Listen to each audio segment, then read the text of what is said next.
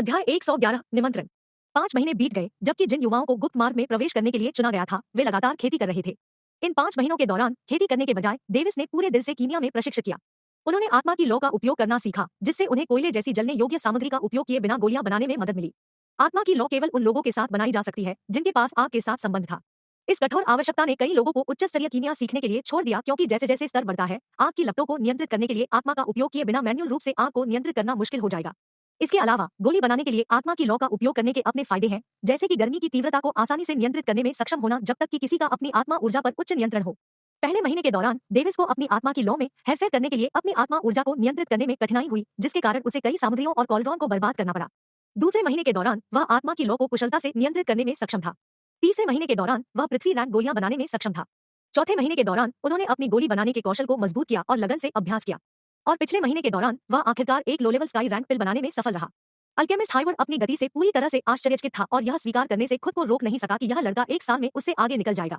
सबसे महत्वपूर्ण बात, डेविस एवलिन के साथ अपना वादा नहीं भूला, लेकिन उसे देखने जाने के बजाय उसने उसे पत्र भेजकर अपनी परिस्थिति को समझाया। एवलिन ने उसकी दुर्दशा को समझा और गर्मजोशी से उसे जवाब दिया।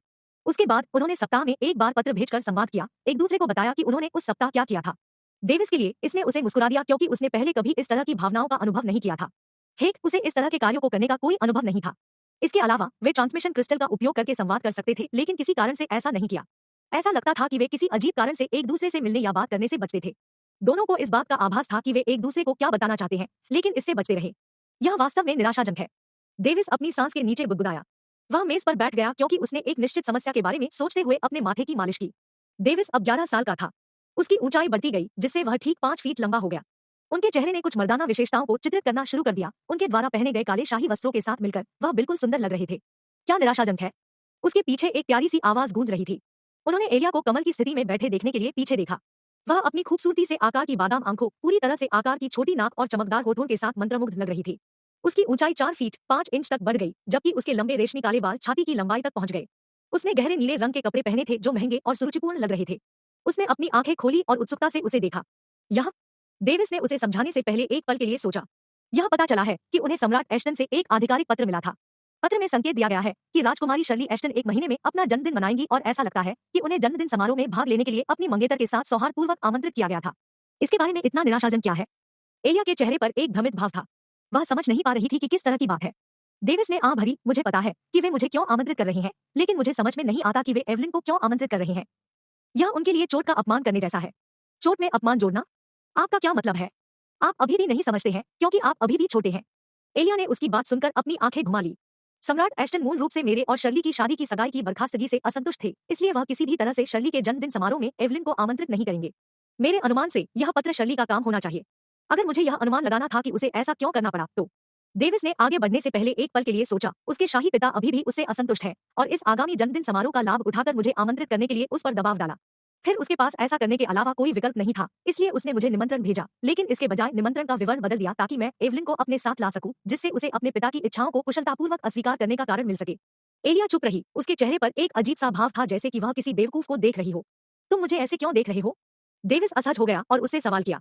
अपने चेहरे पर एक हल्की सी मुस्कान के साथ उसने जवाब दिया, मैं सबसे अधिक कहूंगा कि यह सम्राट एश्टन था जिसने आपको निमंत्रण भेजा था।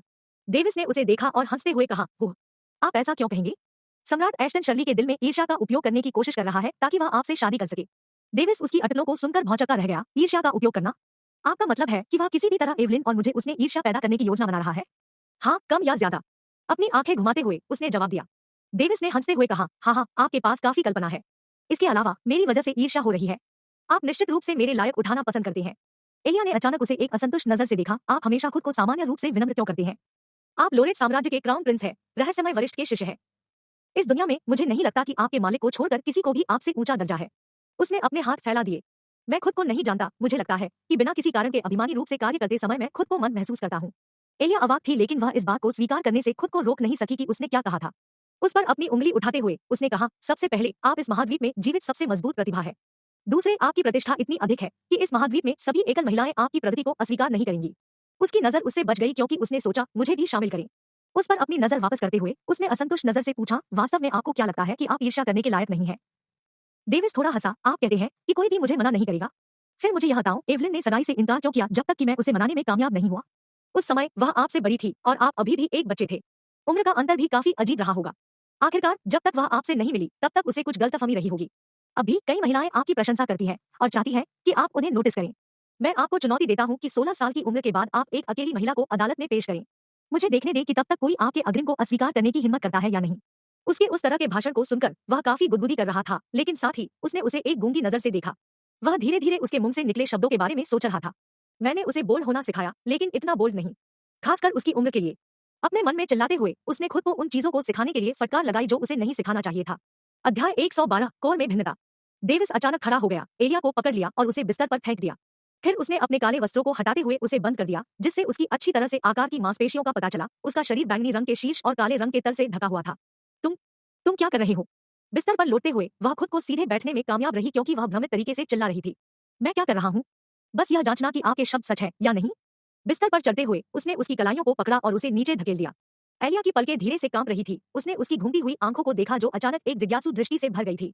उसने अपने होठों को धीरे धीरे उसके होठों के करीब ले जाया, क्योंकि वह कांपने लगी थी। अंत में वह रुक गया जब उनके होंठ मिलने तक करीब जाने के लिए केवल 1 इंच बचा था। क्या तुम मुझे दूर नहीं धकेलोगे? उसने गंभीर तरीके से उसकी आंखों को देखते हुए पूछा। एलिया ने कोई जवाब नहीं दिया। उसने उसकी आंखों में देखना जारी रखा, क्योंकि उसकी पलकें कांप रही थी। उसने महसूस किया कि उसकी गर्म सांस उसके होठों पर बह रही थी, जिससे उसके पैर अस्थायी रूप से लंगड़ा हो गए। यह देखकर कि कोई जवाब नहीं आया, उसने उसकी कलाइयों को छोड़ दिया और खड़ा हो गया। मुझे समझ में नहीं आता, तुम मुझे दूर क्यों नहीं धकेलते? मुझे मत कहो कि ऐसा इसलिए है क्योंकि आप साबित करना चाहते हैं कि आपके शब्द सही है। एलिया एक पल के लिए चुप रही, इससे पहले कि उसने जवाब दिया। नहीं। उसने अपनी भौहों को झुका लिया, क्योंकि वह बस उसके कार्यों को समझ नहीं पा रहा था। फिर क्यों? क्योंकि मैंने बस उस क्षण से आपकी महिला बनना स्वीकार कर लिया है जब आपने मेरे साथ एक समान व्यवहार करना शुरू कर दिया था, भले ही मैं गुलाम हूं या नहीं। तुम। डेविस भौचक्का रह गया। वह चिल्लाते हुए अपने वस्त्र उठाते हुए पीछे हट गया। तुम अभी भी एक बच्चे हो। आप किसी के लिए खुद को गिरी रखने के बारे में क्या जानते हैं? स्नेही होने के साथ, देखभाल किए जाने के साथ भ्रमित न हो। याद रखें कि मैंने आपकी परवाह सिर्फ इसलिए की क्योंकि आप मेरे दोस्त हैं, कुछ भी अधिक नहीं, कुछ भी कम नहीं। यह शब्द कहकर वह अध्ययन से बाहर निकल गया और गुस्से में दरवाजा बंद कर दिया। एलिया ने उसके शब्दों पर कोई ध्यान नहीं दिया, इसके बजाय अपनी उंगली से अपने होठों को छुआ, क्योंकि वह चुपचाप खुद से बुदबुदा रही थी। अभी मैंने उसे चूमने की कोशिश की है ना? गलियारे से भ्रमित तरीके से चलते हुए डेविस को सिरदर्द मिला। ईमानदारी से आज उसके साथ क्या है? अचानक इस तरह की चीजों के बारे में बात करना। क्या शाही महल में किसी ने इस गड़बड़ी के लिए अपने तर्क को मोड़ने का प्रबंधन किया, या क्या ऐसा इसलिए है क्योंकि वह वास्तव में मुझे उस डिग्री तक पसंद करती थी? वह वास्तव में इन 3 वर्षों के बाद उसे अपना दोस्त मानता था। किसी भी तरह से वह उसे एक महिला के रूप में नहीं देखता था, सिवाय एक बार जब वह महिलाओं के बारे में उत्सुक था। आखिरकार उसके लिए वह अभी भी एक बच्चा था और सही अर्थों में देखभाल की जानी थी। कोई रास्ता नहीं है, उसने अपने आप से पूछा, क्योंकि वह गुस्से से मुस्कुरा रहा था। उसे नहीं पता था कि अब क्या सोचना है, क्योंकि वह उस संभावना से इनकार नहीं कर सकता था। उन्होंने फिर आह भरी, जीवन लंबा है, केवल समय ही इस मामले को हल करेगा। वह एक दरवाजे के सामने रुक गया और खटखटाया। माँ। दरवाजा तुरंत खुल गया और क्लेयर मुस्कुराई। अंदर आओ। डेविस ने कहा, माँ, मेरे पास आपसे पूछने का समय नहीं था, यह समझाने की परवाह है कि आपने मुझे रिवॉल्विंग कोर्ट स्टेज तक पहुंचने की अनुमति क्यों नहीं दी। क्लेयर ने हल्के स्वर में हंसते हुए कहा, मैं इन सभी महीनों से आपका इंतजार कर रही हूँ, लेकिन यह देखते हुए कि आप कीमिया में कड़ी मेहनत कर रहे हैं, मैंने तब तक इंतजार करने का फैसला किया जब तक आप जवाब की तलाश में नहीं आते। लेकिन अचानक उसने अपनी भौहें सिकोड़ी। मुझे लगा कि आपके गुरु ने आपको सिखाया होगा, लेकिन ऐसा होने की संभावना नहीं है। माँ, मेरे गुरु केवल मुझे आत्मा की खेती के बारे में सिखाते हैं। वह जानता था कि उसकी माँ यह पूछेगी, इसलिए उसने पहले से एक बहाना सोचा। ओह, ऐसा लगता है कि आपकी अपनी कठिनाइयां हैं। इससे कोई फर्क नहीं पड़ता, माँ आपको सिखाएगी। क्लेयर शानदार ढंग से मुस्कुराया, जिससे डेविस भी मुस्कुराने लगा। मेज पर बैठकर उसने समझाना शुरू कर दिया, मैंने आपको रिवॉल्विंग कोर स्टेज की खेती न करने के लिए कहा था, क्योंकि आपके द्वारा विकसित किए जा सकने वाले कोर में चरणों और भिन्नताओं की एक अज्ञात मात्रा है। क्या? डेविस आश्चर्यचकित था। उसने सोचा कि परिक्रामी कोर स्टेज को विकसित करने का यह दुनिया का तरीका संभवतः गलत या अधूरा था। उसने नहीं सोचा था कि यह कमतर था। यहाँ मेरे समय के दौरान मैं यह देखने में कामयाब रहा कि यहाँ लोग ज्यादातर सबसे निचले ग्रेड कोर की खेती करते हैं, जो मौजूद है 5वें स्तर का कोर। आपके पिता के पास 4थे स्तर का कोर है, जबकि मेरे पास दूसरे स्तर का कोर है। उसने अपना सिर हिलाते हुए जवाब दिया, जैसे कि वह इस महाद्वीप की अज्ञानता के लिए विलाप कर रही थी। डेविस ने अपना सिर हिलाया और जवाब दिया, तो कोर के स्तर किसानों के युद्ध कौशल को निर्धारित करते हैं। क्लेयर मुस्कुराई, लेकिन अपना सिर फिर से हिला दिया। हाँ, इतना ही नहीं, लेकिन यह ऊर्जा इकट्ठा करने की खेती प्रणाली के बाद के चरणों में कदम रखने के लिए एक नींव है। डेविस की आंखें घबराहट में फैल गईं। तो क्या इसका मतलब यह है कि मैं ऊर्जा इकट्ठा करने की खेती प्रणाली के बाद के चरणों में खेती नहीं कर सकता जब तक कि मैं उच्च स्तरीय कोर की खेती नहीं करा? क्लेयर ने झपकते हुए कहा, यह जरूरी नहीं है। वह उलझन में था। उसकी भ्रमित अभिव्यक्ति को देखकर क्लेयर खिलखिलाकर हंस पड़ी और समझाया, आप अभी भी बाद के चरणों में खेती कर सकते हैं, लेकिन यह स्वर्ग के खिलाफ जाने जैसा मुश्किल होगा, जिससे इसे हासिल करना काफी असंभव हो जाता है। डेविस ने समझने में अपना सिर हिलाया और अपने मन में एक और संदेह पूछा, ओ, तो आपके द्वारा उल्लिखित विविधताओं के बारे में क्या? हम लोग जिस मूल की खेती करते हैं वह रहस्यमय है। यह कभी कभी बदल सकता है और किसी के शरीर के अनुसार भिन्न हो सकता है, यहाँ तक कि भाग्य भी। कुछ लोग कानूनों को अपने मूल में लाने का प्रबंधन करते हैं, जो उन्हें बाद के चरणों में कानूनों को समझने में लाभ देता है। कुछ लोग जिनके पास क्लारा की तरह विशेष शरीर है, उनके पास निर्विवाद रूप से अपना उत्परिवर्तित कोर होगा। डेविस ने अपना मुंह खोला, ए को आकार बनाया। वह विशेष शरीर के लाभों से अविश्वसनीय रूप से ईर्ष्या महसूस करता था। क्लारा बहुत अविश्वसनीय रूप से भाग्यशाली है कि वह इस बंजर महाद्वीप में एक शक्तिशाली शरीर के साथ पैदा हुई है जहां स्वर्ग और पृथ्वी कमजोर है। क्लेयर मुस्कुराया क्योंकि उसे खुद पर गर्व महसूस हुआ। उसने स्वर्ग को धन्यवाद दिया क्योंकि उसे एक आशीर्वाद मिला। आखिरकार विशेष शरीर पूरी तरह से स्वर्ग की इच्छा वाला लोगों को प्रदान किए जाते हैं। अध्याय 113 एलिया की बीमारी। क्लेयर ने डेविस को तब तक व्याख्यान दिया जब तक कि उसने यह सुनिश्चित नहीं किया कि वह रिवॉल्विंग कोर स्टेज की खेती के बारे में जो कुछ भी जानता था उसे जानता था। इस बीच डेविस यह सुनकर चौंक गया कि उसके पिता जल्द ही अपनी खुद की ऊर्जा इकट्ठा करने की खेती को अपंग कर देंगे जब तक कि यह मेरिडियन शोधन चरण के चरम पर नहीं पहुंच जाता। डेविस इस तरह के निर्णय लेने के लिए अपने पिता की प्रशंसा किए बिना नहीं रह सका। दूसरी ओर लोरेट साम्राज्य की सुरक्षा और सुरक्षा के बारे में सम्राट एश्टन और सम्राट रूथ ने अमर विरासत की भूमि की जानकारी के बदले में इस समय के दौरान लोरेट साम्राज्य की रक्षा करने का वादा किया था। क्लेयर और लोगन दोनों ने इस जानकारी को प्रकट करने का फैसला किया क्योंकि क्लेयर ने खुलासा किया कि एक बार विरासत का प्रवेश द्वार खुल जाने के बाद यह आकाश में प्रकाश का प्रतीक भेजेगा जो दर्शाता है कि विरासत सभी के लिए खुली है। क्लेयर के स्पष्टीकरण से उन्हें पता चला कि यह विरासत का निष्पक्ष होने का तरीका था, जिसका अर्थ है कि इस बात की परवाह किए बिना कि इसे पहले किसने पाया, योग्य और प्रतिभाशाली को अंतिम हंसी होगी। डेविस इसके साथ ठीक था क्योंकि उसे अपनी क्षमताओं पर विश्वास था। यदि वह विरासत प्राप्त नहीं कर सका तो वह केवल अपनी प्रतिभा की कमी के लिए खुद को दोषी ठहरा सकता था। उसी दिन उन्होंने आधिकारिक मामलों के नाम पर एवलिन को रॉयल कैसल में आमंत्रित किया। अगले दिन रॉयल गार्ड्स एक मेहनती तरीके से रॉयल कैसल के सामने खड़े थे। उनके प्रत्येक चेहरे को हेलमेट से ढका गया था जिससे यह उनकी भावनाओं को देखने में असमर्थ था, लेकिन एक प्रभावशाली उपस्थिति दी। डेविस सामने खड़ा था, एक महत्वपूर्ण अतिथि की प्रतीक्षा कर रहा था, जबकि एलिया शांति से उसके बगल में खड़ी थी जैसे कि कल कुछ भी नहीं हुआ था। रॉयल कैसल के सामने एक गाड़ी पहुंची जिससे उसके चेहरे पर मुस्कान आ गई। गाड़ी तुरंत रुक गई और एवलिन उससे नीचे उतर गई क्योंकि वह उसे देखकर मुस्कुरा रही थी। रॉयल कैसल में आपका स्वागत है मिस एवलिन। मेरे राजकुमार द्वारा व्यक्तिगत रूप से आमंत्रित किए जाने पर मैं सम्मानित महसूस कर रहा हूँ। एवलिन ने थोड़ा झुकते हुए अपने हाथों को पकड़ लिया। उसके बाद उन्होंने रॉयल कैसल के अंदर जाते हुए काफी औपचारिक शब्दों का आदान प्रदान किया। हाँ, यह काफी मुखौटा था जो आपने दिखाया है। एवलिन ने खिलखिलाते हुए अपना मुंह बंद कर लिया। क्या हम हर समय ऐसा नहीं करते हैं? कुछ ऐसा जो भीड़ के सामने हमारे चेहरे को बनाए रखने के रूप में जाना जाता है। डेविस ने उदासीन रूप से जवाब दिया जैसे कि यह तथ्य की बात थी, लेकिन अचानक जारी रखा, ठीक है, मेरे माता पिता ने कहा कि वे आपसे मिलना चाहते थे। सम्राट और साम्राज्ञी ने मुझे बुलाया। एवलिन घबरा गया। उसने उससे पूछते हुए थोड़ा डरा हुआ चेहरा बनाया। सम्राट एक तरफ, महारानी आपको देखना चाहती है, ऐसा लगता है। डेविस ने कंधे उचकाए। अपने चेहरे पर एक चिंतित भाव पहने हुए उसने पूछा, क्या वह मेरी परीक्षा लेने जा रही है? शायद, क्या आपने इसके लिए तैयारी की है? उन्होंने जवाब दिया और गंभीर लहजे में सवाल किया। वास्तव में वह सिर्फ उसे चिढ़ा रहा था। यहाँ तक कि अगर मैंने किया तो मुझे नहीं लगता कि मैं उसे स्वीकार करने के लिए मजबूर करूंगा। उदास स्वर में जवाब देते हुए उसने अपना सिर नीचे रख दिया। उसके लटकते हुए सिर को देखते हुए उसने आह भरते हुए सोचा, हमें यहाँ एक गंभीरहीन भावना मिल गई है। हाँ, ठीक हो जाएगा। मेरी माँ महारानी ने पहले ही आप पर फैसला कर लिया है। बस सुनिश्चित करें कि आप उसे किसी कारण से नाराज न करें। हम जैसा तुम कहोगे मैं वैसा ही करूंगा। एवलिन ने अपना सिर हिलाया और हल्के से मुस्कुराया। डेविस ने भी अपना सिर हिलाया और सिंहासन हॉल की ओर बढ़ गया। गलियारे के आधे रास्ते में उसे लगा कि कुछ गड़बड़ है ना? हम शब्दों का आदान प्रदान क्यों कर रहे हैं, जैसे कि हम पहले से ही विवाहित हैं और स्वीकृति के लिए अपने माता पिता से मिलने जा रहे हैं? कुछ स्पष्ट रूप से अजीब है। उस समय एक साथ अलग होने से पहले एक पल के लिए नजरें मिली। यह किस बारे में था? डेविस की आंखें संकुचित हो गई क्योंकि वह सोच रहा था। अचानक उसने उसे देखा क्योंकि कल की घटना उसकी आंखों से गुजर रही थी। वह, क्या उसने पहले से ही मेरी पत्नी बनना स्वीकार कर लिया है? उसने अपने आप से अविश्वसनीय तरीके से पूछा जैसे कि वह अपनी तर्कसंगता पर सवाल उठा रहा था।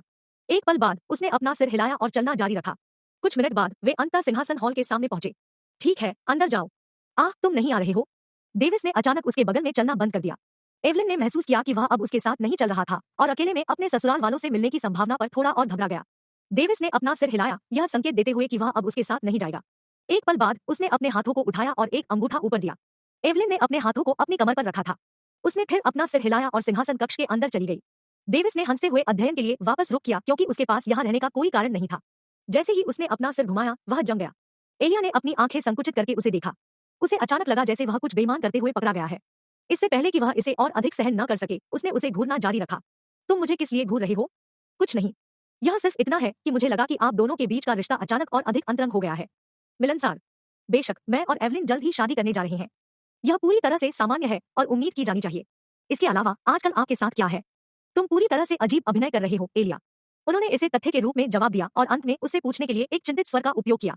एलिया के पास एक जटिल चेहरा था क्योंकि वह कुछ कहने की कोशिश कर रही थी। क्या आप बीमार महसूस करते हैं? डेविस ने बेतरतीब ढंग से पूछा क्योंकि उसने उसकी नाड़ी की जांच की थी। वह बीमारी के बारे में एक या दो चीजें जानता था क्योंकि उसने कीमिया का अध्ययन किया था। किसान बीमार भी हो सकते हैं क्योंकि कई अवर्णनीय चीजें हैं जो उन्हें नोटिस करने में सक्षम होने के बिना प्रभावित कर सकती हैं। नहीं, यह सिर्फ है। उसका जटिल चेहरा उदास हो गया। उसने अपनी भौहें उठाई और गंभीर स्वर में पूछा, यह क्या है? यह कहना, मुझसे कुछ भी मत छिपाओ। मेरे पास कुछ अजीब सपने हैं। उसने अपनी आंखें बंद कर ली। सपने? वे बुरे सपने की तरह है। उसका शरीर थोड़ा कांप रहा था। डेविस ने सोचा और जल्दबाजी में किसी भी विसंगति के लिए अपनी आत्मा की जांच की। उन्होंने फिर सवाल करना जारी रखा, वह दुआ स्वप्न किस बारे में है? यदि आप याद करने से डरते हैं तो आपको मुझे इसके बारे में बताने की आवश्यकता नहीं है। अध्याय 114 बेचैनी। एलिया ने अपने दांतों को भींच लिया और जवाब दिया, दुआ स्वप्न जो मैंने अनुभव किया, यह एक तरह से धुंधला है। ऐसा लगता है जैसे कई लोगों द्वारा मेरा पीछा किया जा रहा है। वे मुझ पर हंसते हैं और मेरा शिकार करते हैं, जैसे कि मैं उनके लिए शिकार के अलावा कुछ भी नहीं था। डेविस ने अपनी भौहों को उठाया, यह एक भयानक अनुभव है। उसने फिर सिर हिलाया, मैं देखता हूँ तुम इसे कब से अनुभव कर रहे हो। मैं लगभग 1 महीने से इन सपनों का अनुभव कर रहा हूँ। उसने उदास होकर जवाब देते हुए अपना सिर नीचे रख दिया।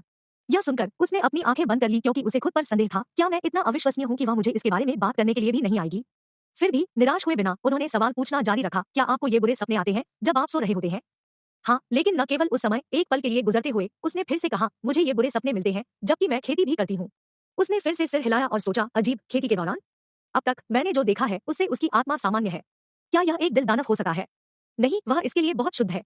फिर और क्या हो सकता है? वह थोड़ी देर के लिए कारण के बारे में सोचता रहा, इससे पहले कि उसने बाद में सोचने का फैसला किया, अभी के लिए चलो उसे आराम दे। डेविस ने उसके सिर को थपथपाया क्योंकि उसने कहा, चिंता करने की कोई जरूरत नहीं है, यह सिर्फ एक सपना है। मैं आपके लिए यहाँ हूँ। अगर इस महाद्वीप के लोग हिम्मत करते हैं। वाह! डेविस ने अपनी आंखें पूरी तरह से विस्मय में चौड़ी कर दी क्योंकि वह जम गया था। वह अपनी आंखों या अस्वीकार किए जाने की भावना पर विश्वास नहीं कर सका। एलिया ने अपने हाथों को उससे दूर कर दिया और धीरे धीरे अपनी मुट्ठी भींच ली क्योंकि उसने उसकी ओर इशारा किया था। आप वहां नहीं थे। वह दबी हुई आवाज में चिल्लाई, कोई फर्क नहीं पड़ता कि मैंने आपकी मदद के लिए कैसे बुलाया, आप वहां नहीं थे। उन्होंने मुझे पीट पीट कर मार डाला। मुझे टुकड़ों में काट दो जबकि मैं तुम्हारा नाम चिल्ला रहा था। आप अभी भी वहां नहीं थे। उसकी आंखों में शिकायत भर गई, रोते हुए उसकी आवाज फूट पड़ी। और यहाँ तुम खुद को मुझसे दूर कर लेते हो जबकि मैं तुम्हें जाने नहीं देने की कोशिश करता हूँ। एलिया, वह अपनी श्रद्धा से बाहर आया और एक बार फिर अपने हाथों से उसके लिए पहुंच गया। उसने एक कदम पीछे ले लिया क्योंकि उसने उन वर्षों को मिटा दिया, आप दोनों जो चाहे अंतरंग रूप से कार्य कर सकते हैं और मुझे परवाह नहीं है। वह पीछे मुड़ी और भाग गई। वह स्तब्ध खड़ा था जैसे कि उसने अभी अभी एक तबाही का अनुभव किया हो। कुछ पल बीतने के बाद उसका गूंगा चेहरा सामान्य हो गया और हक्का बक्का हो गया। क्या यह एलिया है? उसने उलझन भरे अंदाज में खुद से पूछा। उसके लिए वह हमेशा एक शांत लड़की थी जो उसकी परवाह करती है जब वह कुछ भी नहीं कहता है। उसने बस उससे एक निश्चित दूरी बनाए रखी क्योंकि वह उसे एक अच्छी महिला के रूप में बड़ा होते हुए देख सकता था। उसके व्यक्तित्व ने 180 डिग्री मोड़ लिया। उसने सोचा कि वह मंद मंद मुस्कुरा रहा है। फिर उसने आह भरते हुए कहा, यह सब फिर से मेरी गलती है। लेकिन इस तथ्य को देखते हुए कि उसने कहा, यह 1 महीने से अधिक समय से हो रहा है, अचानक उसके मन में एक खौफनाक हंसी गूंज उठी, है वास्तव में दिलचस्प है। अरे, आप कुछ जानते हैं, है ना? डेविस की आंखें चौड़ी हो गई, इतना आश्चर्यचकित नहीं। वास्तव में नहीं, इसके अलावा मुझे आपके साथ होने वाली हर अवर्णनीय बात के लिए जवाब देने की जरूरत नहीं है। तुमने उसके साथ क्या किया? यह देखते हुए कि डेथ नोट ने उसके सवाल का जवाब नहीं दिया, उसने इस पर संदेह किया क्योंकि उसका गुस्सा भड़क गया। डेविस के लिए बुरे सपने इसकी गलती प्रतीत होते थे। कुछ नहीं, मैं पूरे समय तुम्हारी आत्मा में था। मैं आपके नोटिस के बिना कुछ भी कैसे कर सकता हूँ? उसने सहज रूप से जवाब दिया। डेविस ने अपने दांतों को किरकिरा किया और खोलने से पहले अपनी आंखें बंद कर ली, मुझे आशा है कि ऐसा ही होगा। उसने चुनौती देते हुए कहा, या फिर क्या? डेविस बस चुप रहा क्योंकि उसकी आंखें और अभिव्यक्ति ठंडी हो गई थी। अगर आप उसकी इतनी परवाह करते हैं तो आप उसे अपनी महिला क्यों नहीं बनाते? उसे साधना का अभ्यास करने की आवश्यकता नहीं है और वह तब तक आपके साथ रह सकती है जब तक वह शांति से मर नहीं जाती। यह आपको तय नहीं करना है। उसके मुंह से ठंडा जवाब निकला। है आवाज धीरे धीरे हंसने लगी क्योंकि यह धीरे धीरे सुनाई नहीं दे रही थी। डेविस ने अपनी मुट्ठियां भींच ली क्योंकि वह उसके लिए चिंतित महसूस कर रहा था। उसी समय उन्होंने महसूस किया कि एलिया के साथ कुछ स्पष्ट रूप से गलत था, खासकर डेथ नोट ने जो व्यक्त किया था। मुझे इस मामले की तह तक जाना चाहिए। उसने कसम खाई क्योंकि उसे असामान्यता का पता लगाने का संकल्प मिला, भले ही इसका मतलब यह हो कि वह किसी भी तरह से उसे अपमानित कर सकता है। सिंहासन हॉल में केवल 3 लोग थे। वास्तव में अन्य सभी जिन्हें यहाँ होना चाहिए था उन्हें अस्थायी रूप से बर्खास्त कर दिया गया है।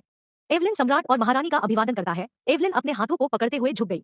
उसकी अभिव्यक्ति दृढ़ संकल्प में से एक थी जबकि उसका विचार उन पर एक अनुकूल पहली छाप छोड़ने का था।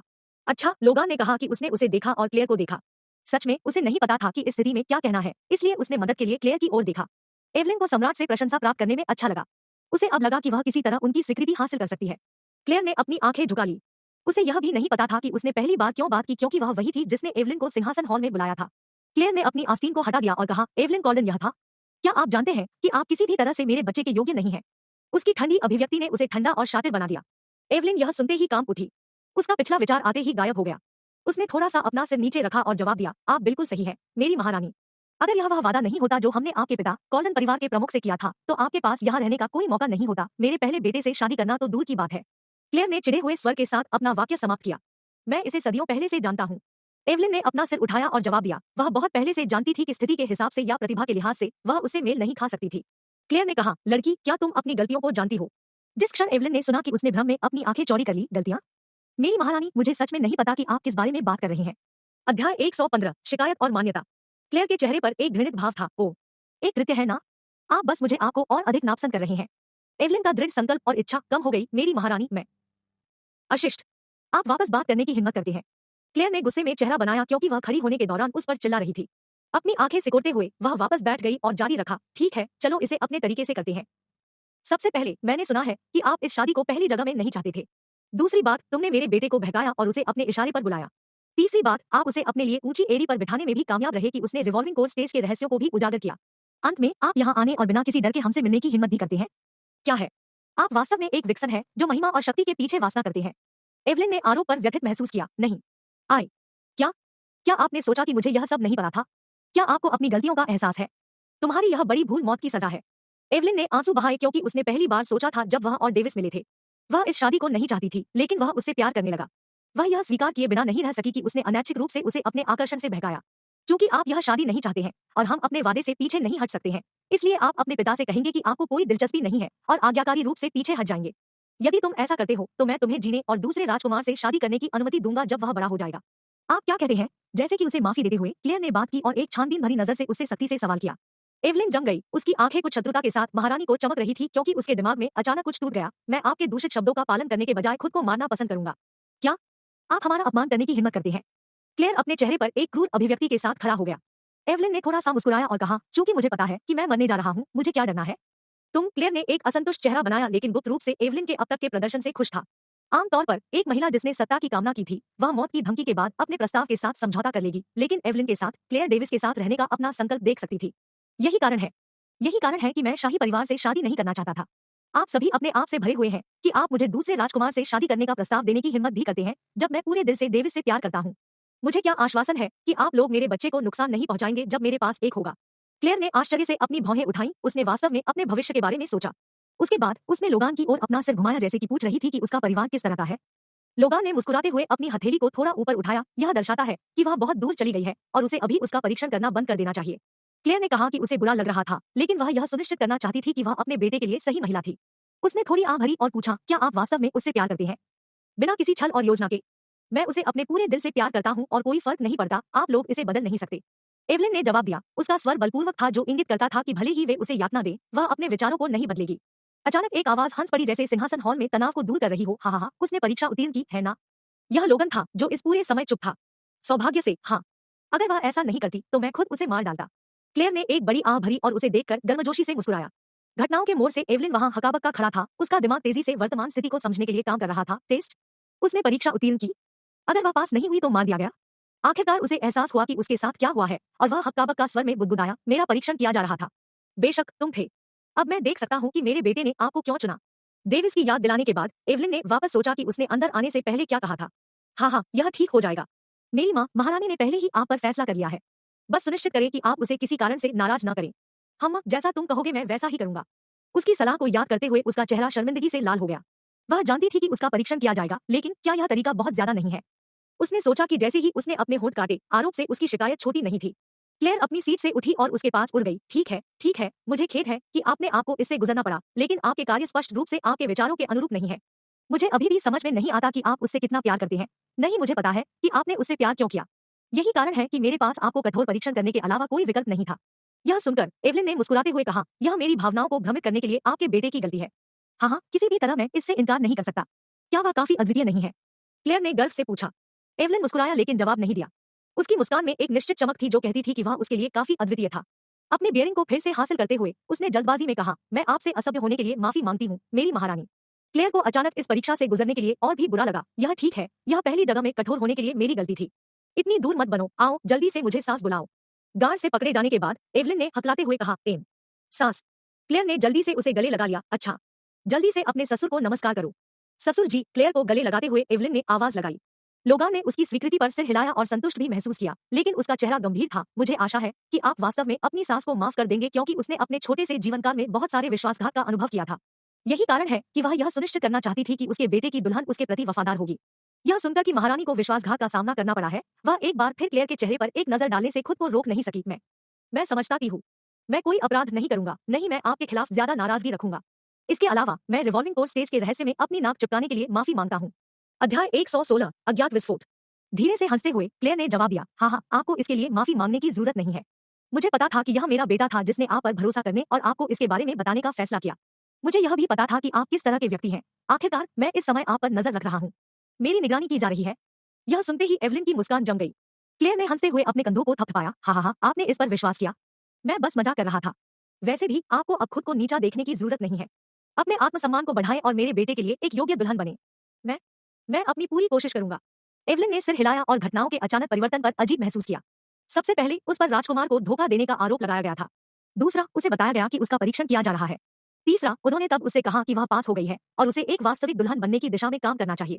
घटनाओं का पूरा परिवर्तन उसके लिए प्रक्रिया करने के लिए बहुत तेज था कि उसके पास घटनाओं के प्रवाह को जारी रखने के अलावा कोई विकल्प नहीं था। उसने कहा वह परिणामों से खुश थी क्योंकि वह अपने ससुराल वालों की स्वीकृति प्राप्त करने में कामयाब रही थी।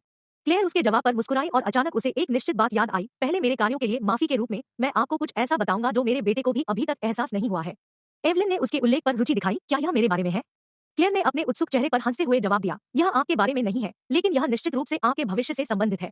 एवलिन का चेहरा भ्रम में से एक था। मेरे भविष्य से संबंधित? आपको उस लड़की से सावधान रहना चाहिए जो हमेशा मेरे बेटे के साथ है। उसके दिमाग में एक सिलहुट दिखाई दिया जो हमेशा उसे एक अस्पष्ट दृष्टि से देखता था। एलिया। बूम। अचानक एक विस्फोट हुआ क्योंकि इसने पूरे रॉयल कैसल को हिला दिया। लोगन और क्लेयर की अभिव्यक्ति भारी हो गई और उनके शिष्य फैल गए क्योंकि वे आत्मा ऊर्जा की लहर को महसूस करते हुए काम गए। एवलिन बेहोश हो गई क्योंकि उसने महसूस किया कि आत्मा की ऊर्जा उसके पास से गुजर रही है, लेकिन गिरने से पहले क्लेयर द्वारा समर्थित किया गया था। वह क्या था? लोगान ने एक दिशा की ओर देखते हुए पूछा। रॉयल कैसल का हिस्सा ढह गया है। लोगान के उस दिशा में उड़ते ही क्लेयर की आंखें चौड़ी हो गई। लोगान ने शक्तिशाली घुसपैठिए का पता लगाने के लिए जल्दी से अपनी आत्मा की भावना का विस्तार किया, जबकि क्लेयर अपने बच्चों की रक्षा करने के लिए अविश्वसनीय गति से अपने कक्षों में भाग गई। अपने अलग अलग गंतव्यों पर पहुंचने से पहले कुछ सेकंड बीत गए। एडवर्ड को सुरक्षित देखकर क्लेयर ने राहत महसूस की लेकिन बेहोश हो गई। उसने जल्दी से उसे ले लिया और क्लारा और डायना को अपनी आत्मा की समझ के साथ पाया क्योंकि वह एक भी सेकंड बर्बाद किए बिना तुरंत उनकी दिशा में चली गई।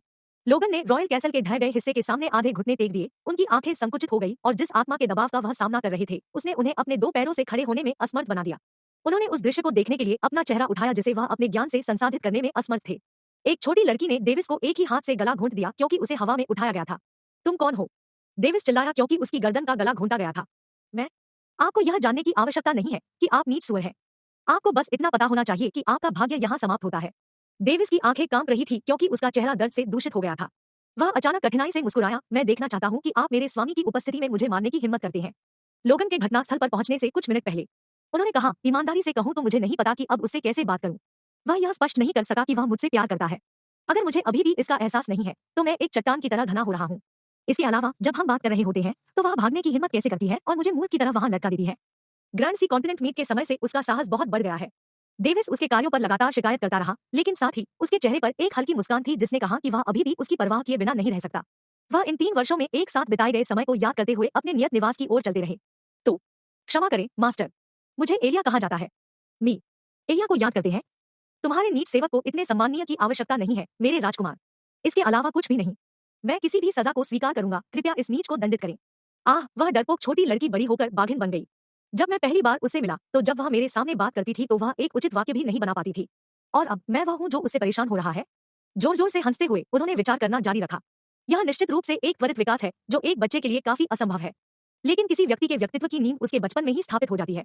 मुझे लगता है कि यह कहना मुश्किल नहीं है कि उसके व्यक्तित्व में बदलाव उसके आयु वर्ग के लिए संभव है। जरा रुको, क्या ऐसा हो सकता है कि वह युवावस्था तक पहुंच गई थी और उसकी पहली माहवारी हुई थी कि उसने उसे पागल कर दिया? अनगिनत संभावनाएं उसके दिमाग में दौड़ गई क्योंकि उसने अपने अजीब कार्यों के कारण के बारे में सोचा। वह आखिरकार उसके आवास के सामने पहुंचा और दरवाजे के सामने खड़ा हो गया। चलो बस उससे खुद से पूछे और इस गड़बड़ के साथ काम करें। दरवाजा खटखटाते हुए वह खुद से बुदबुदाया, फिर चिल्लाया, एलिया, अगर मैंने कुछ भी गलत किया है तो मुझे खेद है। बस दरवाजा खोले ताकि हम चर्चा कर सके और एक समझ पर आ सके। कुछ सेकंड बीतने के बाद उसने दरवाजा खोलने की कोशिश की, यह देखने के बाद कि उसने कोई जवाब नहीं दिया। यह खुल गया। उसने दरवाजा बंद नहीं किया। उसने दरवाजे को धक्का दिया और अंदर देखा। वह खेती कर रही है। उसके चेहरे पर भ्रम दिखाई दे रहा था क्योंकि वह जल्दी से उसके पास गया था। एलिया कमल की स्थिति में बैठी थी क्योंकि उसने खेती की थी। उसका चेहरा अभी भी आंसू की 2 पंक्तियों से सना हुआ था। एलिया, एलिया, एलिया। उसने उसे फोन करने की कोशिश की लेकिन उसने अभी भी खेती करना बंद नहीं किया। पवित्र धूम्रपान। क्या उसने अपनी 5 इंद्रियों को सील कर दिया? क्या वह मुझ पर पागल है? डेविस ने अपने सिर को खरोच दिया क्योंकि वह गुस्से से बुदबुदा रहा था। नाव पाउंडिन। क्या मैंने उसे थोड़ा और इंतजार करने के लिए नहीं कहा जब तक कि मुझे कुछ संसाधन नहीं मिल जाए जो हमें पहले स्तर के कोर को विकसित करने में सक्षम बनाएंगे? क्या यह मुझसे बदला लेने का उसका तरीका है? उसने चिंतित होकर खुद से पूछा क्योंकि उसे इस तरह का व्यवहार करने के लिए बुरा लग रहा था। अध्याय 117। क्षमा करें, मैंने गड़बड़ की। अचानक एलिया के चारों ओर लहरों में उतार चढ़ाव हुआ क्योंकि आसपास के स्वर्ग और पृथ्वी की ऊर्जा एक अर्धतल रूप में संघनित हो गई और उसकी गोरी लेकिन पीली त्वचा पर उसके छिद्रों के माध्यम से प्रवेश किया। सभी ऊर्जा उसके शिरोबिंदु मार्ग में यात्रा करती थी जो उसके डेंटियन की ओर ले जाती थी। डेविस ने अपनी आंखें बंद कर ली। वह अपने कोर को संघनित कर रही है। वह जल्दबाजी में खेती क्यों कर रही है? यहाँ तक कि अगर वह मुझ पर वापस आना चाहती थी तो वह तब तक इंतजार कर सकती थी जब तक कि मुझे आवश्यक संसाधन नहीं मिल जाते। उसके मन में एक भयानक हंसी गूंज रही थी। उसने डेट बुक की आवाज पर ध्यान दिया लेकिन सोचा कि यह सिर्फ उस पर हंस रहा था। क्या वह बहुत तेजी से डेंजन में अपना घूमने वाला कोर नहीं बना रही है? उन्होंने तुरंत अजीब स्थिति को देखा और अनैच्छिक रूप से चिल्लाया, एलिया, शांत हो जाओ और धीरे धीरे खेती करो। हालांकि जब उसे तुरंत एहसास हुआ कि वह उसे नहीं सुन सकती है तो उसने अपनी मुट्ठी भींच ली। स्कक, वह मुझे नहीं सुन सकती। इसका कोई फायदा नहीं है। इसके बाद उसने महसूस किया कि वह केवल स्वर्ग से प्रार्थना कर सकता है कि वह गलती न करे और परिणामस्वरूप साधना विचलन का सामना न करे। कुछ सेकंड पहले आसपास का वातावरण शांत हो गया क्योंकि स्वर्ग और पृथ्वी की ऊर्जा चुपचाप फैल गई जैसे कि इसकी घनी उपस्थिति पहले स्थान पर कभी नहीं थी। एलिया की छोटी आकृति एक क्रॉसपैर वाली स्थिति में बैठी थी। उसका पूरा सिलहुट वही सुंदर और मनमोहक बना रहा, हालांकि वह बेहोश लग रही थी। अचानक डेविस को उसे देखते हुए एक अस्पष्ट ठंड महसूस हुई। वह अवचेतन रूप से पीछे हट गया, इससे पहले कि वह अपने दांतों को पीसता और आगे बढ़ जाए। एलिया, क्या तुम ठीक हो? उसने अपना हाथ बढ़ाया और उसे उसके कंधों पर रख दिया। एलिया की पलकें कांप रही थी। उसने धीरे से अपनी आंखें खोली और उसे देखा, लेकिन उसके चेहरे पर एक भ्रमित भाव देखा जा सकता था। अचानक उसकी आंखों में आंसू बन गए क्योंकि उसकी अभिव्यक्ति बदल गई। क्षमा करें, मैंने गड़बड़ कर दी। डेविस ने अचानक महसूस किया कि उसके घुटने कमजोर हो गए हैं। उसके मन में खतरे की घंटी बज उठी। खतरा। पवित्र आत्मा ढाल। बूम। यह क्षेत्र ढह गया क्योंकि उसके शरीर से शुद्ध आत्मा बल की विशाल तरंगे विस्फोट हुई जिसने पूरी जगह को अंधा प्रकाश से रंग दिया। मलबे मलबे जो कम से कम पीक लेवल अर्थ ग्रेड गुणवत्ता के थे पूरे क्षेत्र में उड़ गए क्योंकि जगह ऐसी लग रही थी जैसे कि यह उल्का से टकरा गई हो। पूरा रॉयल कैसल अभी भी बरकरार था, लेकिन जिस जगह पर विस्फोट हुआ था उसका एक गोलाकार हिस्सा दूर ले जाया गया था। डेविस को लगा जैसे वह मरने जा रहा था जब वह उस शुद्ध आत्मा बल लहर से मारा गया। उसका चेहरा दर्द से भर गया था, जबकि उसकी बाधा टुकड़ों में टूटने से पहले एक सेकंड तक भी नहीं टिक पाई, जिससे उसकी आत्मा शक्ति गड़बड़ हो गई। उसे अपने ग्लेबेला में एक चुभने वाला दर्द महसूस हुआ जिसने उसे मुस्कुराते हुए अपनी आंखें बंद कर दी। जब उसने आखिरकार अपनी आंखें खोली तो उसने महसूस किया कि उसका सिर उस दर्द से फूल रहा था जो उसकी आत्मा से उपजा था। विस्फोट से उसके कपड़े बिल्कुल फटे हुए थे।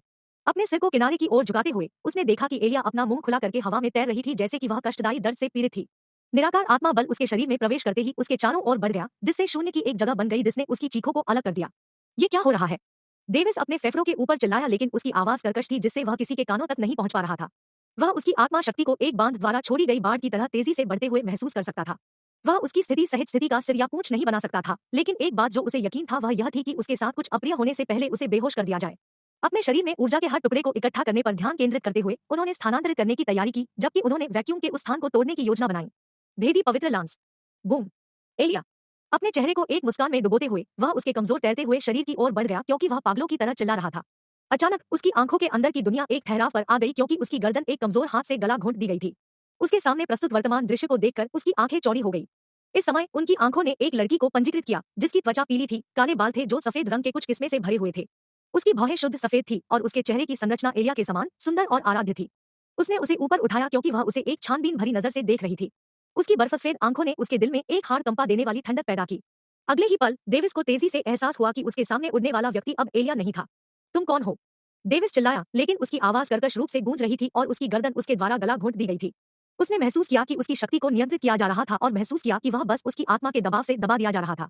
इसने उसे आत्मा बल का उपयोग करने में काफी हद तक असमर्थ बना दिया। मैं आपको यह जानने की आवश्यकता नहीं है कि आप नीच सुअर हैं। आपको बस इतना पता होना चाहिए कि आपका भाग्य यहाँ समाप्त होता है। बर्फीले व्यवहार के साथ बर्फसफेद लड़की ने जवाब दिया।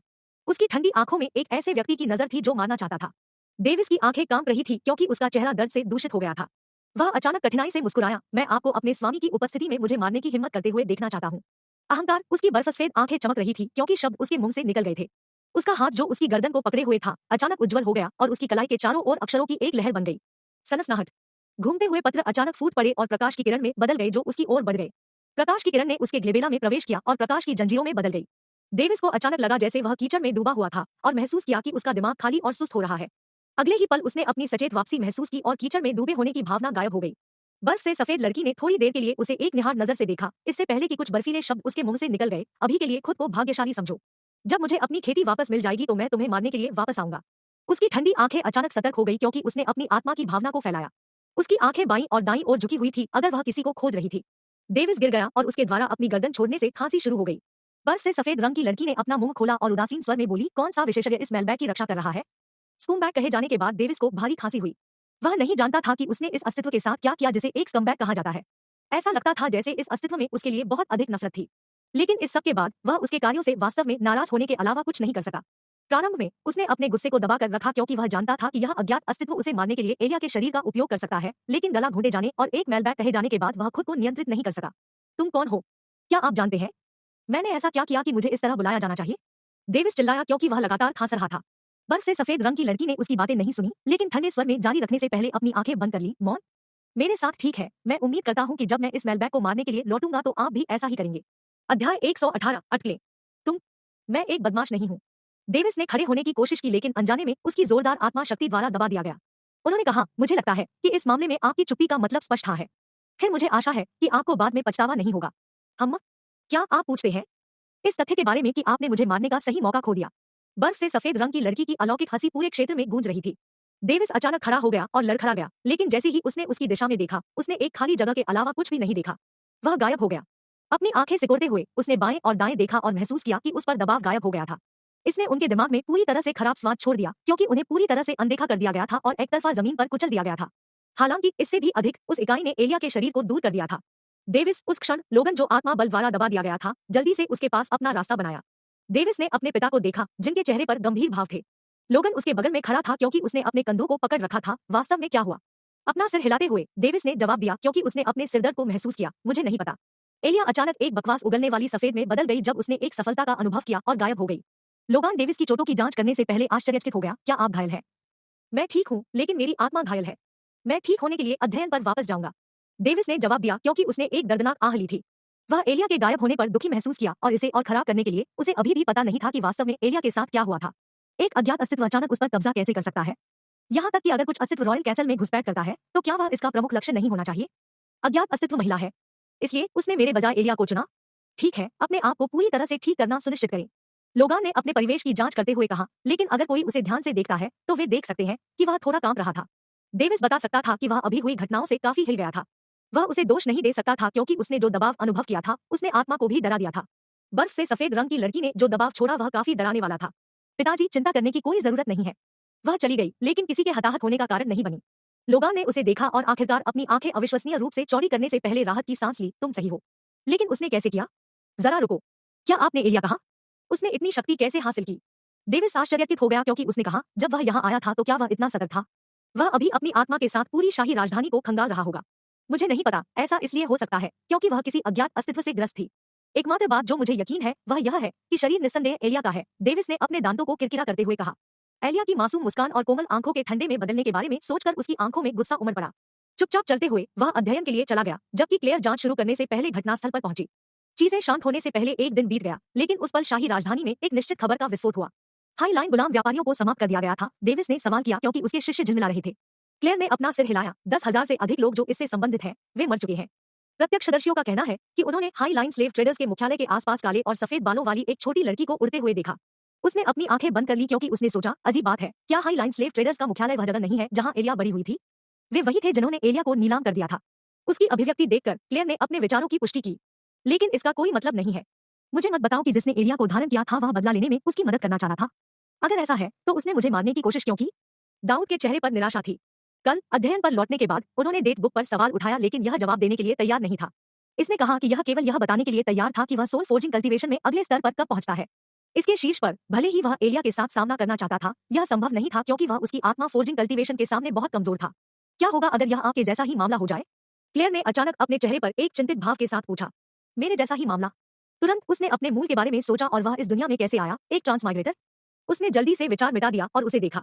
क्लेयर भी उसे पीछे देख रही थी, क्योंकि वे एक समझ में आए और एक ही समय में कहा, एक पुनर्जन्म करता। डेविस तुरंत खड़ा हो गया, क्योंकि उसने मेज को मारा। यह सब अजीब समझ में आता है। एलिया ने पहले जो भी अजीब और संदिग्ध हरकतें की, वे निस्संदेह उसके पिछले अवतार के प्रभाव में थी। उसकी आंखें चमक उठीं, क्योंकि वह अपनी अटकलों के बारे में 50% निश्चित हो गया था। फिर उसने अपना सिर पकड़ते हुए अपनी आंखें चौड़ी कर ली। एलिया ने उल्लेख किया कि वह लगभग 1 महीने से बुरे सपने का सामना कर रही थी। मैं मूर्ख हूँ। अगर मैंने सिर्फ उसकी समस्याओं को सुना होता तो मुझे इसके बारे में कुछ करने में सक्षम होना चाहिए था। वाह! क्लेयर ने उसे अपने चेहरे पर गुस्से के भाव के साथ थोड़ा थप्पड़ मारा, उसे अपने आत्मदोष सत्र से बाहर लाया। इतना अभिमानी मत बनो। आपके स्वामी ने ध्यान दिया होगा, लेकिन उसके पिछले अवतार को उसके शरीर पर कब्जा करने से रोकने के लिए कुछ भी नहीं किया। आपको क्या लगता है कि आप इसके बारे में कुछ कर सकते थे? डेविस चुप हो गया, क्योंकि वह अपनी माँ के बयान को फटकार नहीं लगा सका। उसे छोड़ दो। क्लेयर की अभिव्यक्ति गंभीर हो गई। लेकिन माँ, कोई रास्ता नहीं। डेविस ने तुरंत खारिज कर दिया, क्योंकि उसने अपना सिर हिलाया और पीछे हट गया। क्लेयर ने भी जल्दी से अपना सिर हिला दिया। मैं आपको उसे स्थायी रूप से छोड़ने के लिए नहीं कह रहा हूँ, मैं आपको अपने स्वामी की मदद से मजबूत बनने के लिए कह रहा हूँ। एक बार जब आपके पास पर्याप्त ताकत होती है तो आप उसे बचा सकते हैं, यदि यह संभव है। डेविस ने खाली सिर हिलाया और उसने अपनी माँ को सुना। ठीक है, मैं वही करूंगा जो माँ कहती है। क्लेयर ने फिर जल्दी से उसे गले लगा लिया। अच्छा बच्चा। उसने उसके शांत चेहरे को देखा, लेकिन वह जानती थी कि उसने एलिया को बचाने में सक्षम नहीं होने से बहुत बड़ा झटका लिया होगा। वह इस पूरे समय अपने पिता को बचाने में सक्षम नहीं थी, इसलिए वह अपने प्रियजनों को बचाने में सक्षम नहीं होने का दर्द जानती थी। क्लेयर ने उसके सिर को सहलाया क्योंकि उसने उसे आराम देने की कोशिश की। डेविस चुप रहा क्योंकि वह सोच रहा था कि वह उस परिदृश्य में क्या कर सकता था, लेकिन उसके दिमाग में कुछ भी नहीं आया। डेथ बुक उसे तब तक कोई मदद प्रदान नहीं करेगी जब तक कि वह टूट न जाए, लेकिन सफलता के लिए उसे उन सम्राटों को मारने की जरूरत थी जिनके साथ अच्छे संबंध थे। उस क्षण उसे अचानक खुद को शक्तिशाली बनाने के लिए उन्हें मारने का आग्रह मिला, लेकिन अपनी मां के आलिंगन से गर्मी महसूस करते हुए उसने उस विचार को भंग करते हुए अपना सिर थोड़ा हिला दिया। ऐसा लगा जैसे वह बिना किसी मदद के अकेले एक द्वीप में फंस गया था, सिवाय इसके कि वह गर्म धूप में स्नान कर रहा था जिसने उसकी आत्मा को एक हद तक बदल दिया था। अचानक उसने महसूस किया कि उसकी आत्मा और दिल गूंज में धड़क रहा था। ऐसा लगा जैसे वे सद्भाव में डूब रहे थे। उसे लगा जैसे वह गर्म आकाश में तैर रहा था। उसने एक सुनहरी रोशनी देखी जो उसके ऊपर हवाई क्षेत्र में तैर रही थी। उसे लगा कि उसे इसे पकड़ना है चाहे जो भी हो, लेकिन जब उसने कोशिश की तो वह अपने शरीर को हिला नहीं सका। सद्भाव की भावना गायब हो गई और वह अपनी मां के गले में वापस आ गया। उसने उसके हाथ हटा दिए और भ्रम में उसे देखने लगा। क्या? क्लेयर ने अपने भ्रमित चेहरे को देखते हुए पूछा। डेविस ने तब उसे समझाया कि वह अभी कैसा महसूस कर रहा था।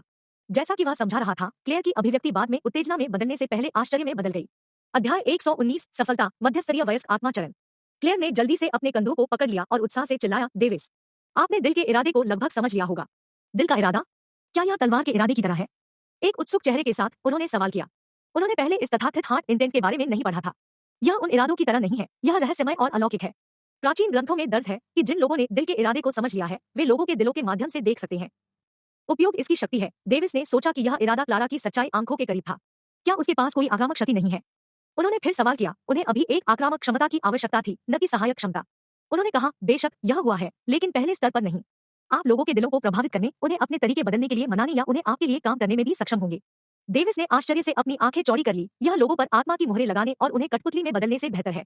इसके अलावा कुछ लोगों के नाम लिखना उन्हें मेरा गुलाम बना सकता है, लेकिन बाद में उन्हें अनिवार्य रूप से मार देता है। यह दिल का इरादा बेहतर है।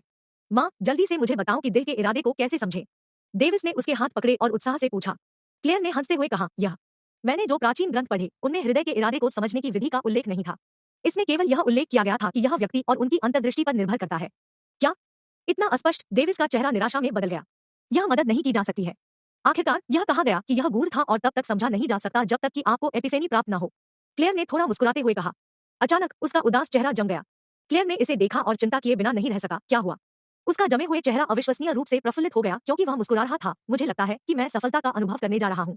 क्लेयर की अभिव्यक्ति भी खुशी से झूम उठी क्योंकि उसने कहा, भले ही आप दिल के इरादे को समझने में विफल रहे, लेकिन इससे आपको अगले स्तर को तोड़ने के लिए गति हासिल करने में मदद मिली होगी। डेविस अपना सिर हिलाता रहा। अंत में वह सवाल पूछ सकता है और मौत की किताब से जवाब प्राप्त कर सकता है। जल्दी तोड़ने पर ध्यान केंद्रित करें, इस मौके को भागने न दें। क्लेयर ने कहा कि वह अपने अध्ययन से बाहर चली गई। डेविस जल्दबाजी में कमल की स्थिति में बैठ गया और अगले स्तर को तोड़ने पर ध्यान केंद्रित किया।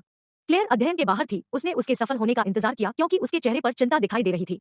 डेविस को अध्ययन से बाहर निकलने से पहले 1 घंटा बीत चुका था। उनके चेहरे पर एक मुस्कान थी, आत्मविश्वास से धधक रहा था जो अंततः संकेत देता था कि उन्होंने सफलतापूर्वक एक सफलता का अनुभव किया था। क्लेयर ने उसे देखा और उसे अपनी पिछली शांत मानसिक स्थिति को वापस पाने के लिए काफी संतुष्ट हो गया। Mid level adult soul stage में प्रवेश करने के लिए बधाई मेरे बेटे। है डेविस ने अपनी मां की गर्व की अभिव्यक्ति को देखते हुए कहा। अब इतना अभिमानी मत बनो और एलिया के बारे में कुछ करने की कोशिश करो, तुम अभी भी बहुत कमजोर हो। क्लेयर ने उसे याद दिलाया, वह अपने बेटे को व्यर्थ में मरना नहीं चाहती थी। मुझे पता है। डेविस ने मध्यस्तरीय वयस्क आत्मा मंच पर पहुंचने के बाद डेथ बुक के साथ बातचीत के बारे में सोचते हुए शांति से जवाब दिया। कुछ मिनट पहले चमकदार सफेद रोशनी चमक रही थी, जबकि डेविस के चारों ओर की जगह अविश्वसनीय रूप से धुंधली हो गई क्योंकि यह कमरे को ढक रही थी। डेविस ने अपनी आंखें खोली और मजबूत और शुद्ध महसूस किया। उसने अचानक कुछ सोचा लेकिन नहीं पूछा। इसके बजाय उसने पूछने की कोशिश की कि वह सबसे ज्यादा क्या जानना चाहता था। अब जब मैंने एक सफलता हासिल कर ली है, तो मुझे विश्वास है कि अब आप मेरे सवालों का जवाब देंगे। उसके मन में एक कुरकुरी आवाज गूंज उठी। ठीक है, मैंने सोचा था कि आपको अगले स्तर को तोड़ने में कुछ समय लगेगा, लेकिन किसने सोचा होगा कि आपको कुछ भाग्य का सामना करना पड़ेगा। है, इसने मेरे लिए मजा बर्बाद कर दिया क्योंकि मैं आपको कुछ और समय के लिए अंधेरे में रखना चाहता था। इसका जवाब देते हुए डेविस का चेहरा हल्की सी मुस्कान के साथ चमक उठा। कितना शर्मनाक है, ऐसा लगता है कि आप इतने सालों तक मेरे साथ रहने के बाद मेरे अगले कार्यों की भविष्यवाणी भी कर सकते हैं। हालांकि इससे कोई फर्क नहीं पड़ता, मैं सिर्फ वह सब कुछ जानना चाहता हूँ जो एलिया के साथ हुआ था। मैं आपको जवाब के लिए ना नहीं कहने दूंगा। यह कुरकुरा हंसा और जवाब दिया, लड़का, मैं अपने शब्दों को जारी रखूंगा। आपको इसके बारे में चिंता करने की जरूरत नहीं है। तो फिर कहो। डेविस झुंझलाहट और प्रत्याशा में घिरा हुआ था। ठीक है, ध्यान से सुनो। हल्के हल्के ठहाके लगाते हुए आवाज गूंज उठी। डेविस ने सिर हिलाया। उसने अपनी आवाज पर ध्यान केंद्रित किया। आपका प्यारा छोटा दोस्त है। डेविस का चेहरा अकड़ गया। क्या? तो क्या मेरा अनुमान गलत था? उसने सोचा कि एलिया एक पुनर्जन्म करता थी, शायद एक पुरानी महिला कृषक जिसने जीवन का अनुभव किया था, इसलिए उसने उसे किसी तरह अपने पास वापस आने के लिए मनाने के बारे में सोचा था। उसके मन में एक अप्रसन्न स्वर गूंज उठा। मुझे बीच में मत टोको। मैंने तुम्हें ध्यान से सुनने के लिए कहा। डेविस ने तब हल्के से सिर हिलाया। उसके पास इसके निर्देशों का पालन करने के अलावा कोई विकल्प नहीं था, क्योंकि वह एलिया के परिवर्तन के पीछे की सच्चाई जानना चाहता था। वह वास्तव में धारण की गई थी, लेकिन जिसने उसे धारण किया था वह उसका पिछला अवतार हो सकता है जो मैंने अब तक देखा है। फिर वह चुप हो गया। डेविस, जो इसे सुन रहा था, अचानक महसूस किया कि यह उसके लिए एक सवाल पूछने की प्रतीक्षा कर रहा था। तो आपका मतलब है कि एलिया पुनर्जन्म करता नहीं है? खुशी है कि आपने पूछा, वह नहीं है। उनका पिछला अवतार वह है जिसने उनके शरीर में पुनर्जन्म लिया था। तो मूल रूप से जिसने एलिया को धारण किया वह एक आक्रमणकारी है जो जहाज के साथ पूरी तरह से संगत है, जो एलिया का शरीर है। वह चुप हो गया, लेकिन उसके चेहरे पर मुस्कान थी क्योंकि वह सुनना जारी रखता था। आपकी एलिया अभी भी कहीं अपनी आत्मा समुद्र में बंद है। हो सकता है कि उसकी चेतना उसके पिछले अवतार द्वारा सील या कैद हो गई हो। अरे, तुम किस बात पर मुस्कुरा रहे हो? डेविस ने हंसते हुए कहा, नहीं, मैं सिर्फ सोच रहा था कि क्या मुझे उसे एलिया को जाने देने और उसे अपना दोस्त बनाने के लिए मनाना चाहिए। ओह, दिलचस्प लगता है। उसकी आवाज के गुस्से में आने से पहले वह हंस पड़ा। मैं यह देखने के लिए इंतजार नहीं कर सकता कि आप ऐसा करने की कोशिश करते हैं और अपना सिर काट देते हैं। हाँ हाँ, क्या तुम बेवकूफ हो? डेविस गूंगा हो गया क्योंकि उसने नहीं सोचा था कि यह गुस्सा हो जाएगा। क्या यह भावनाओं को रखने में भी सक्षम है? वह यह कहना चाहता था कि यदि पिछला देहधारण आज्ञाकारी था तो वह उसे मौका देने के खिलाफ नहीं था, क्योंकि वह भी इसी तरह की स्थिति में था। उसने अपना सिर हिलाया और मुस्कुराते हुए जवाब दिया, मैं सिर्फ मजाक कर रहा था। ठंडी आवाज में हंसते हुए डेथ बुक ने जवाब दिया, बच्चे, यह बहुत बोरिंग था, लेकिन जब आप तीसरी परत में थे तो मुझे आपका ठंडा व्यक्तित्व पसंद आया। क्या आप इस दौरान परिवार के साथ खेलते हुए नरम और आरामदायक हो गए थे? यह एक वास्तविक अफसोस होगा अगर आपका नकली परिवार बिना किसी कारण के अचानक मर जाए। कुरकुरी आवाज में जोर जोर से हंसते हुए यह फुसफुसाया, अपना मुंह बंद करो। डेविस ने अपने चेहरे पर एक क्रोधित भाव के साथ अपना गुस्सा व्यक्त किया। एक पल के लिए उसे इस डेट बुक को नष्ट करने का मन हुआ, भले ही वह संभवतः नहीं कर सका। अध्याय 120 निर्णय। जैसे कि एक व्यंग्य के साथ उसका मजाक उड़ाते हुए डेथ बुक की आवाज फिर से गूंज उठी, ईमानदारी से, क्या आपको लगता है कि उस लड़की ने एलिया को जाने दिया? अगर मैं न होता जिसने अपनी गुलाम मुहर को भंग नहीं किया होता जिसे उसने आप पर डाला था, तो आप अभी उसके लिए गुलाम होते। अगर यह मेरी शक्ति नहीं होती जिसने उसे विश्वास दिलाया कि कोई विशेषज्ञ आपकी रक्षा कर रहा है, तो वह नहीं छोड़ती। इसके बजाय उसने आपको और आपके पूरे परिवार को मार डाला होगा। उसकी आवाज तब उत्तेजित लग रही थी और यहाँ आप चिल्ला रहे हैं कि आप उसके साथ दोस्ती करना चाहते हैं। क्या क्या यह उन कॉमिक्स में से एक है जिसे आप तीसरी परत में पढ़ते हैं? डेविस की भावनाएं जटिल हो गई। यह अचानक मेरे लिए चिंता क्यों कर रहा है? क्या वह मुझे जिंदा या मरना चाहता है? अपने मन को साफ करते हुए उसने अपने चेहरे पर एक भ्रमित भाव के साथ पूछा, फिर आप मुझसे क्या चाहते हैं? क्या तुम अंधे हो? आपको उसका नाम मुझ पर लिखना चाहिए था जब उसने आप पर शत्रुता के साथ चमक बिखेरी। उसने गुस्से भरे स्वर में जवाब दिया। लेकिन उसकी आत्मा फोर्जिंग साधना मेरी तुलना में अधिक थी। मैं उसका नाम मृत्यु परमेश्वर की आंखों के साथ नहीं देख सकता था। डेविस ने इसका खंडन किया क्योंकि वह पहले से ही उस समय उस पर अपनी डेथ गॉड आइज का उपयोग करने के बारे में सोच रहा था। हालांकि वह अपने विशाल आत्मा के दबाव में अपनी आत्मा का उपयोग करने के लिए भी कड़ी मेहनत कर रहा था। ठंडी आवाज में चकराते हुए उसने समझाया, बेवकूफ, उस छोटी लड़की का नाम लिखो। यदि आप ऐसा करते हैं तो उसका दूसरा आत्मा, जो उसका पिछला अवतार है, स्वचालित रूप से इस दुनिया में रहने के लिए अपना समर्थन खो देगा। वह अपने दूसरे आत्म के साथ मर जाएगी। डेविस अचानक उलझन में पड़ गया। उस लड़की का नाम लिखो? सिर हिलाते हुए उसने जवाब दिया, मुझे समझ में नहीं आता। अगर मैं सही हूँ तो छोटी लड़की के पिछले अवतार को एक निषिद्ध साधना तकनीक का उपयोग करना चाहिए था जो स्वर्ग के नियमों के खिलाफ था, या शायद उस निषिद्ध तकनीक की खेती करते समय एक दुर्घटना का सामना करना पड़ा था जिससे उनकी दोनों आत्माएं एक साथ जुड़ी हुई थी। एक को दूसरे की जरूरत है, अन्यथा वे जीने में सक्षम नहीं होंगे। यही कारण है कि मैंने उल्लेख किया कि आपकी एलिया की चेतना को सील या कैद किया जा सकता है, न कि मारा गया होगा। डेविस ने अपनी आंखें बंद कर ली क्योंकि उसे एहसास हुआ, आप चाहते हैं कि मैं एलिया को मार दूं? यही वह है जो मैं इस समय व्यक्त करने की कोशिश कर रहा हूँ। उसने आह भरी। उसकी आवाज ऐसी लग रही थी जैसे वह किसी धीमी गति से सीखने वाले से बात कर रही हो। डेविस ने अपना हाथ उठाया और अपने ग्लाबेला की ओर इशारा किया, मैं ऐसा नहीं करूंगा। मैं तुम्हारी तरह एक ठंडा दिल वाला नहीं हूं जो केवल मौत की परवाह करता है। इसके अलावा आपकी अटकलें पूरी तरह से सही नहीं हो सकती हैं। ओह, क्या होगा अगर मैंने कहा कि मुझे अपनी अटकलों पर 90% से अधिक विश्वास है? इसने रुचि में अपनी आवाज उठाई और सवाल उठाए। तो मैं विश्वास करूंगा कि शेष 10%। डेविस ने अपने दांतों को किरकिरा किया और इसके सवाल का जवाब दिया। वह एक पल के लिए चुप हो गया, इससे पहले कि उसकी अप्रसन्न आवाज उसके दिमाग में गूंजी, हम्फ, मुझे आपको याद न दिलाने के लिए दोष न दे। यह तुम्हारी पसंद है। मैं नहीं करूंगा। डेविस ने शांति से अपना सिर हिलाया। फिर उसे कुछ याद आया। ओह, मैं भूल गया, मुझे वापस बचाने के लिए धन्यवाद। मुझे एहसास नहीं हुआ कि यह आप थे जिन्होंने मुझे उसके हमले से बचाया। कुछ पल पहले मुझे यह भी एहसास नहीं था कि यह एक हमला था। किसने कहा कि मैंने तुम्हें विशेष रूप से बचाया? मैं और तुम्हारी आत्मा एक साथ बंधे हुए हैं। यदि उसने तुम पर दास मुहर लगा दी होती तो क्या इसका मतलब यह नहीं होता कि मैं भी उसका दास होता? यह एक ऐसा अपमान होगा जिसके लिए मैं खड़ा नहीं हो सकता। ओह, डेविस ने तेजी से सिर हिलाते हुए कहा, क्या यह मेरी कल्पना है या क्या यह संभव उस तरह से काम कर रहा है जिसे आप इसे तसुन्नत कहते हैं? डेविस ने सोचा और घृणा महसूस की। उन्होंने जल्दी से अपने विचारों को दूर कर दिया और सोचा कि यह उनकी कल्पना थी। ठीक है, आपके पास अभी भी पूछने के लिए 2 और प्रश्न हैं। क्या आप पूछने नहीं जा रहे हैं? एक पल के लिए विचार करते हुए उन्होंने जवाब दिया, मैं उन 2 महत्वपूर्ण अवसरों को रिजर्व में रखूंगा। क्या आप खेती की तकनीकों के लिए पूछने नहीं जा रहे हैं? उसने फिर से पूछा जैसे कि यह उसे लुभा रहा था। यहाँ तक कि अगर मैंने किया तो शायद मेरे पास इसे खेती करने के लिए संसाधन नहीं होंगे। उसने शांति से जवाब दिया और मुस्कुराते हुए कहा। यह एक पल बाद जवाब देने से पहले चुप हो गया। TCH, आप अचानक उज्जवल हो गए हैं। डेविस मुस्कुराया और खड़ा हो गया। फिर उसने अपनी माँ से मिलने के लिए पढ़ाई छोड़ दी, जो उसे तोड़ने में सफल देखने के लिए 1 घंटे से बाहर इंतजार कर रही थी।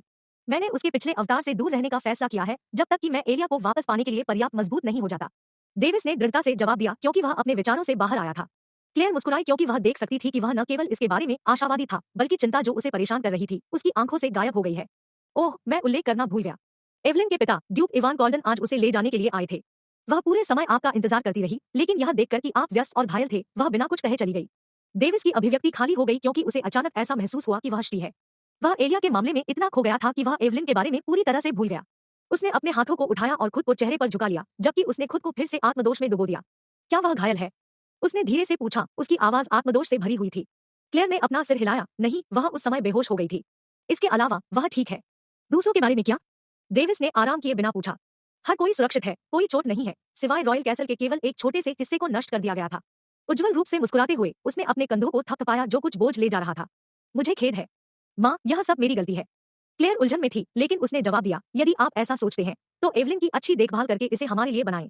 उसके शब्दों को महसूस करते हुए उसने आश्चर्य से उसे देखा। हम? क्या इसका मतलब है कि आप उसे स्वीकार करते हैं? हाँ। दुर्भाग्य से मैंने उसका परीक्षण करते समय कुछ कठोर बातें कहीं। बाद में मैंने उसे समझाया कि यह सिर्फ एक परीक्षा थी, हालांकि उसे ऐसा करने में कुछ समय लग सकता है। क्लेयर ने अचानक अपना मुंह बंद कर दिया, क्योंकि वह अब उसकी ठंडी चकाचौंध को सहन नहीं कर सकती थी।